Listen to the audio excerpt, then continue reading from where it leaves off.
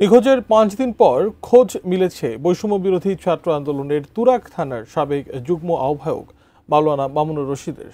পূর্বাঞ্চলের একটি মসজিদের পাশ থেকে তুরাগ থানা পুলিশ তাকে উদ্ধার করে। পরে তাকে ভর্তি করা হয় বাংলাদেশ কুয়েত মৈত্রী সরকারি হাসপাতালে।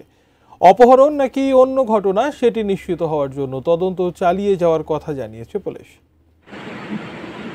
গেল ২২ সেপ্টেম্বর ভোরে উত্তরার বাসা থেকে বের হয়েছিলেন জুলাই অভ্যুত্থানের সক্রিয় কর্মী মাওলানা মামুনুর রশিদ।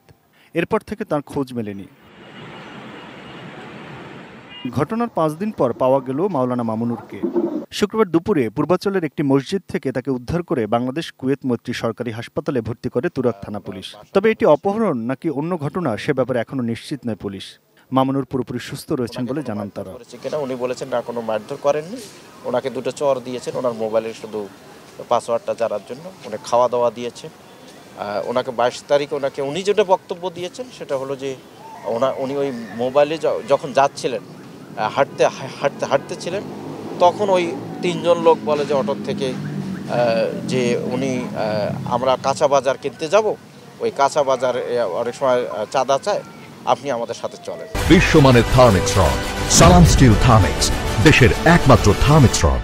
আমি জিজ্ঞেস করেছি যে আপনি কি তাদেরকে চেনেন? বলেন না, আমি চিনি না, বাট আমাকে তারা চেনে। তো এটা এভাবে উনি গেছেন।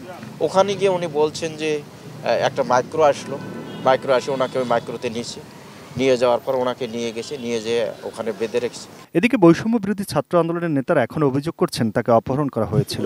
তো ওনাকে থ্রেট দেওয়া হয়েছে এবং তো সে আমাদেরকে জানিয়েছে যে ভাই আমি তো একটু ভীত আছি, আমাকে থ্রেট দেওয়া হয়েছে।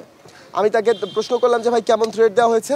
সে বলেছে যে তাকে নাকি দেখায় দেওয়া হবে, কিয়ামত থেকে কিয়ামত করা হবে। এর আগে সকালে তাকে ফিরে পেতে শাহবাগে মানববন্ধন করেন মাওলানা মামুনুরের স্বজনরা। আবারও গুমের সংস্কৃতি যেন ফিরে না আসে সেই শঙ্কার কথাও জানান তারা।